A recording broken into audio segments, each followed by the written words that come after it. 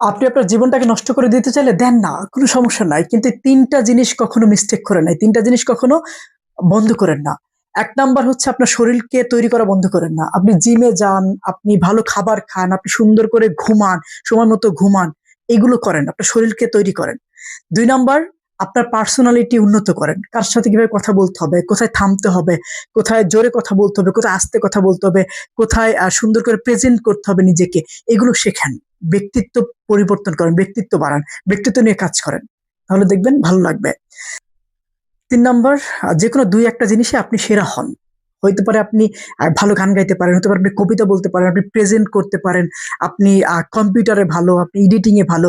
যেকোনো ২-৩ টা জিনিসে আপনি সেরা হয়ে যান। ওই সেক্টরে আপনি একটা দেশের সেরা হয়ে যান। এত সময় দেন যে ওই জায়গায় আপনি সেরা। তাহলে দেখবেন আপনাকে আর কখনো কোনো কিছু নিয়ে কোনো বাধায় পড়তে হবে না।